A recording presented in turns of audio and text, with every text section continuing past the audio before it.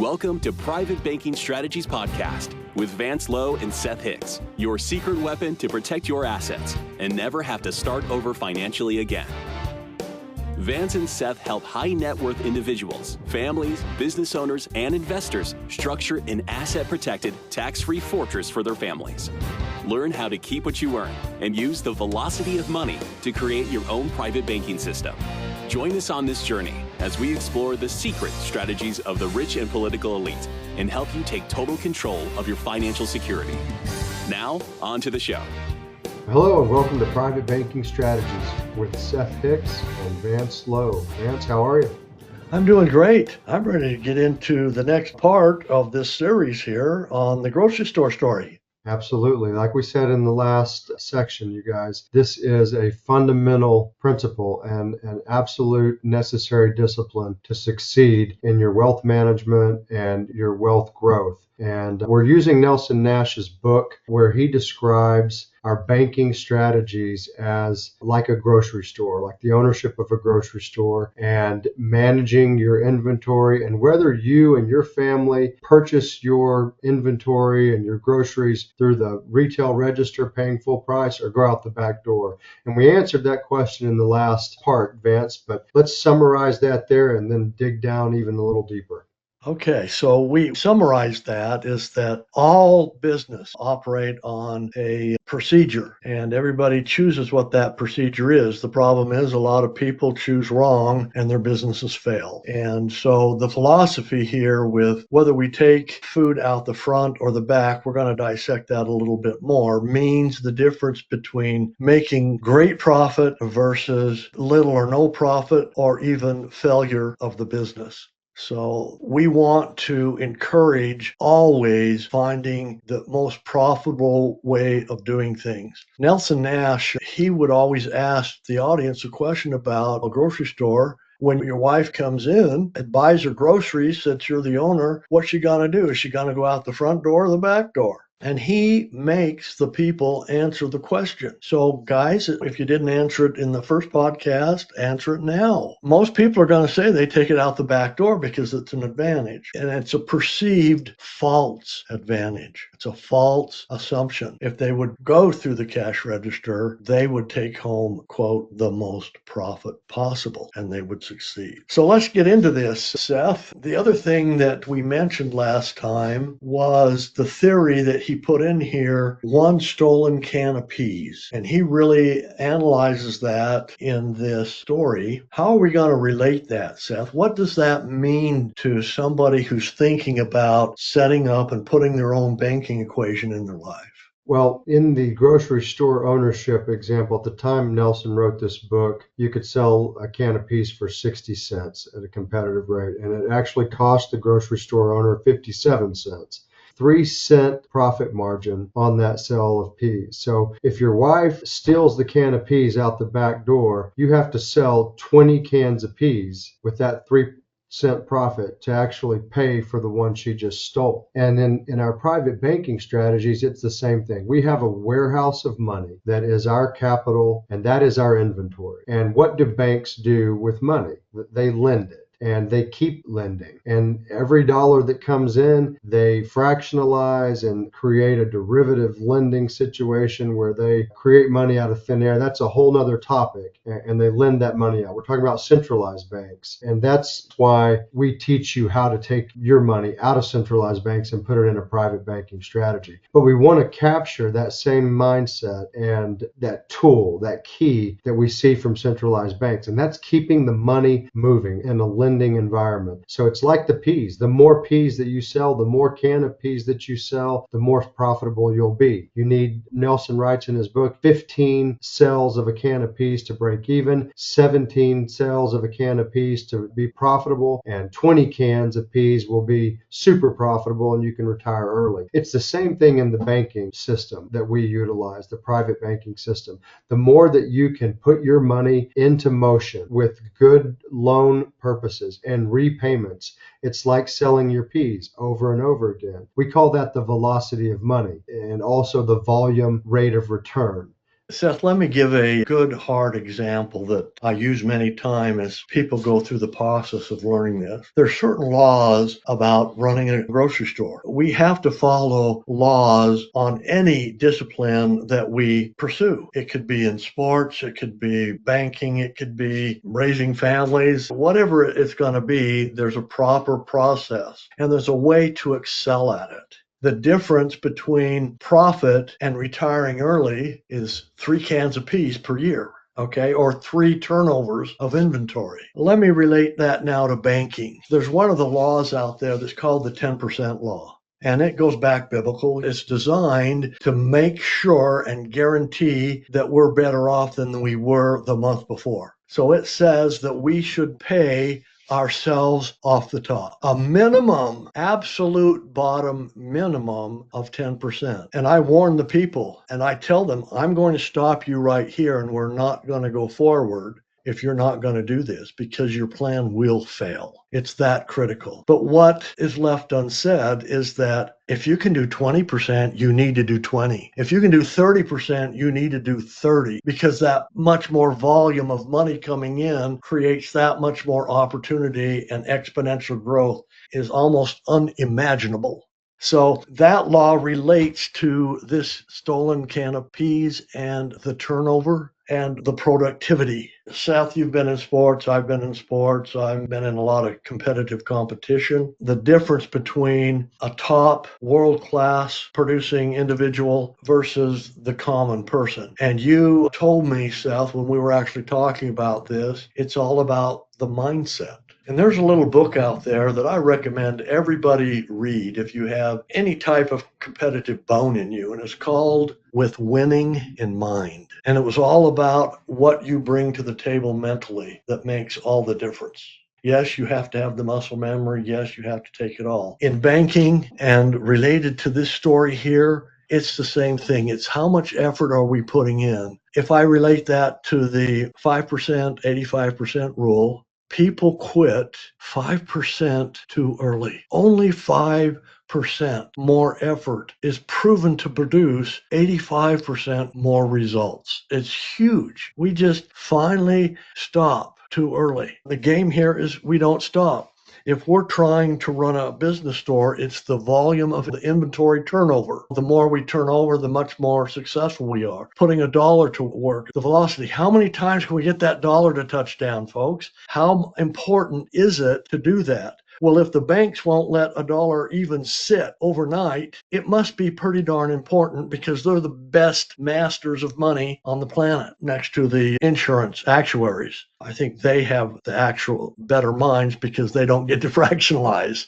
They don't get to create excess money and cause problems. They have to do it correctly. So velocity here is critical. So I'm going to change that volume and turnover in the grocery store to our banking, which is economy, and a town is run by an economy. So we need to do some thinking. We need to understand how a town operates because it's all about money. It's all about attracting new money coming in. And then the town needs to be set up with enough services so that it doesn't lose more money out the back than it brings in. If that's the case, it will prosper and really grow, and the town will be booming, and it'll be a fun place to be at. But if it starts losing more than it brings in, the reverse happens, and it soon becomes a ghost town. So let me give a great definition of the velocity of money. And I do this when we're doing this test drive. But a lot of you aren't there yet, but you need to sample this and understand how money actually works. I'm on a business trip. I take that business trip and I look at my gas gauge and I'm calculating because it's getting pretty close to empty. And I see a town up here in the next few miles and I'm just trying to decide, should I stop at this town or can I make it 10 more miles to the next town?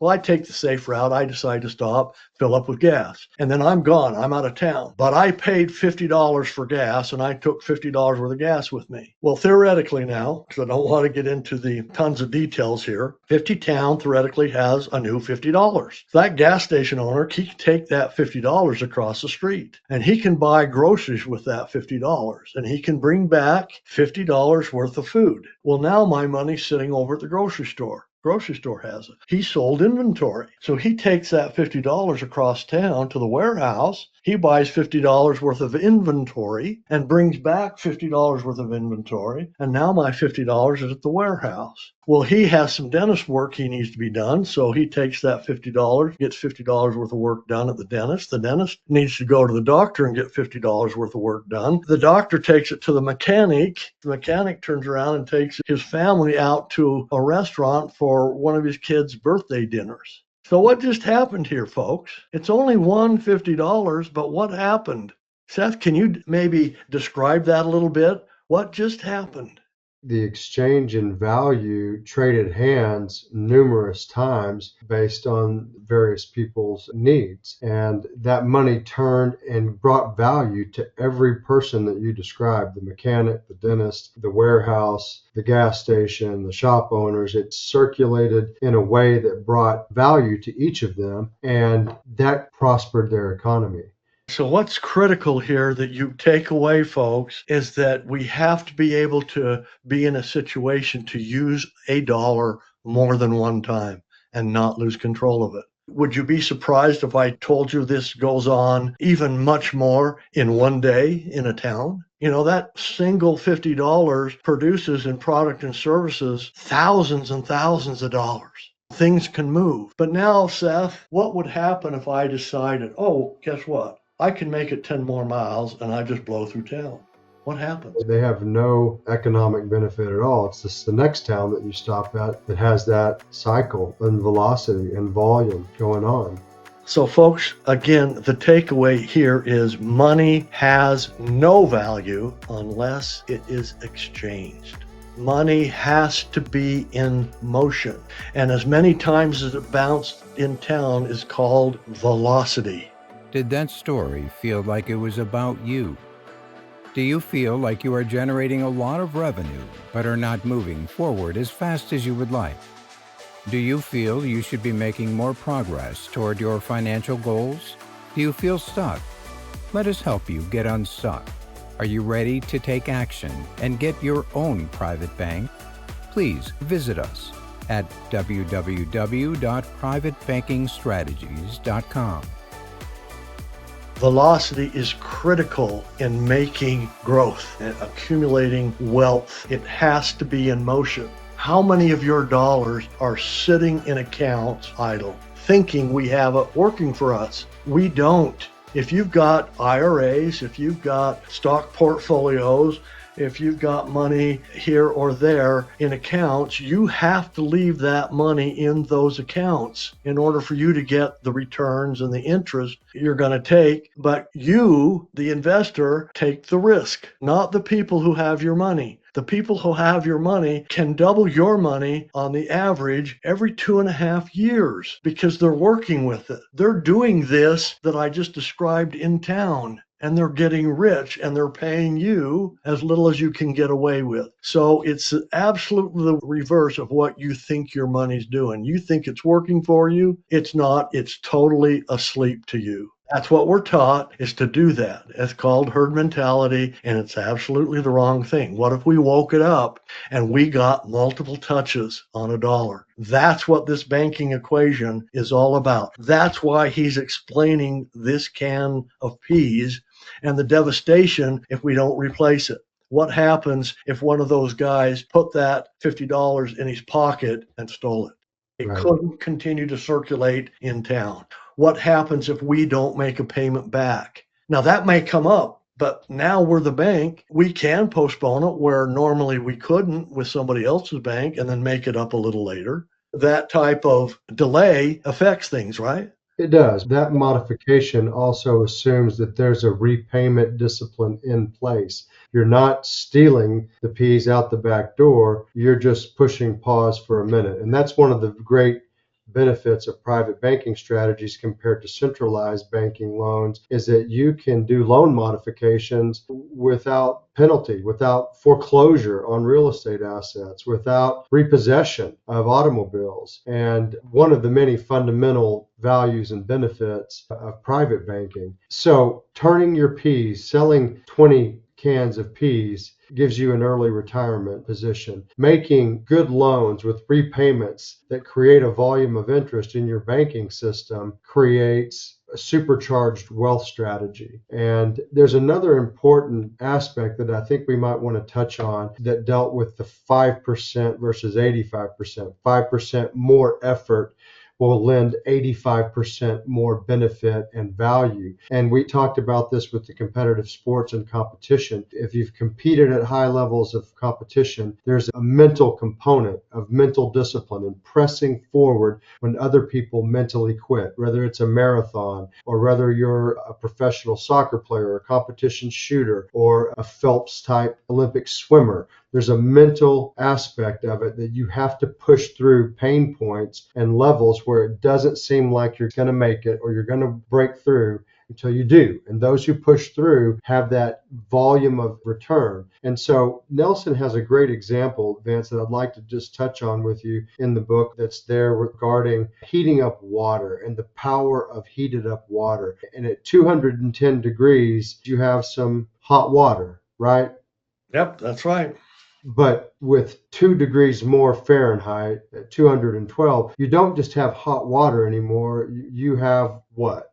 Steam. And that steam gives you a steam engine, gives you locomotion, gives you power. It gives you all sorts of valuable power that you didn't have with just 2 degrees less. And how does that relate in our private banking economy? You're trying to solve life's problems, okay? We're going to get hit with problems every day, sometimes worse than others. And it's always a juggle and trying to figure out how I'm going to do this. In the day when we first started and I had some really powerful thinking clients switch to this system, it was always, hey, I need to talk to Vance. And it was, I wonder if I can do this. I wonder if I could do that with this banking. I wonder if I can do this. At the beginning, I didn't have the answers, but I found out. I had Nelson and the staff and everything there. So we would call and we would find out, oh, you have experience in that. So we solve it this way. And then we teach the rest of the clients that. That's why on our client side, we have these live podcasts and things that will help them get in a little bit deeper and a little bit further. So it's always a little more. Are we doing everything we can do in our banking at this point? We need to mention, Seth, that we are running a private economy. In our next episode of this grocery store, we're going to talk about the tax effects. Remember, there's a thief out there.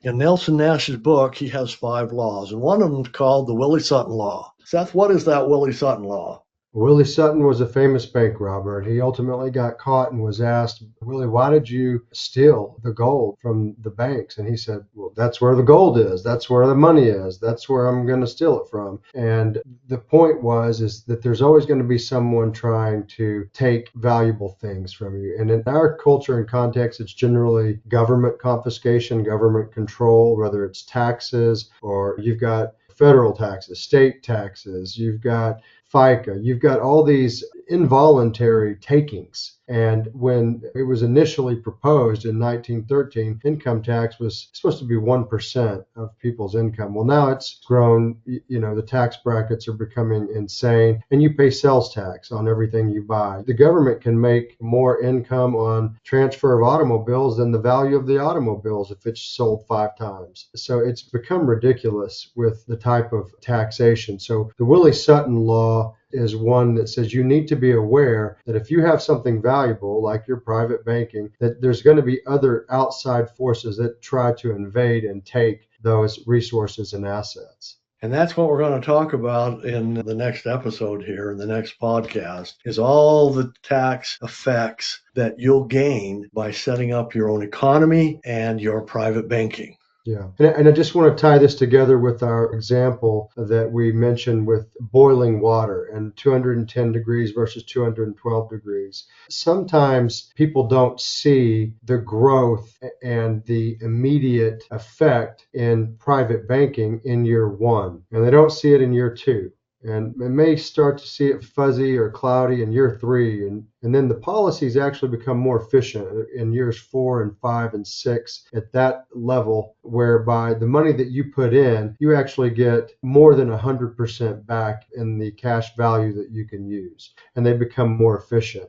In years 6 and 7, if you're looking at it on a graph, it starts to take a hockey stick curve and begin to go up and up. And in the years that you have your policies in effect, these contracts, and you've been implementing private banking strategies in years 20 and 21 and 25, the parabolic growth and value that's created from compounding non-taxed wealth increase is phenomenal. It goes absolutely parabolic. And that is the same concept of water at 210 degrees versus water at 212 degrees, as it starts to produce such a power that it absolutely parabolic in growth. That's the 5% mentality. 5% extra effort leads to that parabolic 85% return. So these are disciplines that you create, just like Michael Phelps doing his strokes day after day after day after day for 4 years until he gets to the Olympics and then blows everybody away.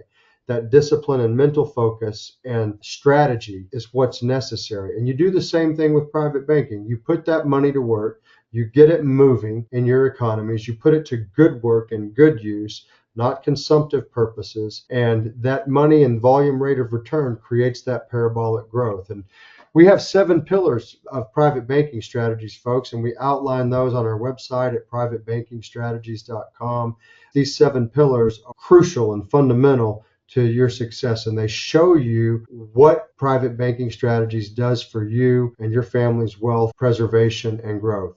We like to say we help people keep what they make and grow what they make, in a simple tagline of what this is doing for you. But we invite you guys to visit our website, and there you'll have an offer for a free book. If you put in your name and email, and we'll drop our book that Vance and I drafted and authored for you, What the Banks Don't Want You to Know, that keep you from building your wealth. That's available on a PDF or an audio version. And it's crucial that you pay attention to the emails, because if you like that book and you like this content and these podcasts, you'll want to schedule a free exploratory call with Vance, where you begin to work through your own personal strategies.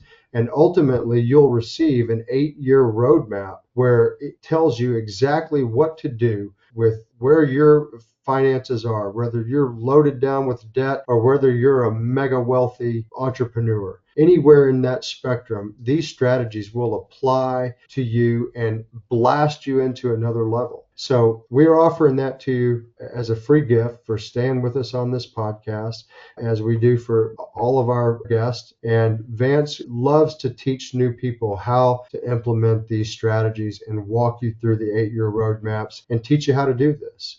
Vance, any closing remarks? I just think it's a great opportunity and a great chance to improve upon where you're at now. If you're not happy at this point in life, it's not going to change until you change something. And I think this is the change that is necessary. Yeah, awesome. Well, folks, thank you for being with us, and we look forward to you on this next segment, where we're going to dig even deeper on a part 3. So we look forward to seeing you there, and we'll see you on the backside. Bye-bye. Did that story feel like it was about you? Do you feel you should be making more progress toward your financial goals? Do you feel stuck? Let us help you get unstuck. Are you ready to take action and get your own private bank? Please visit us at www.privatebankingstrategies.com. Thank you for listening to the Private Banking Strategies Podcast. Click the subscribe button below to be notified when new episodes become available.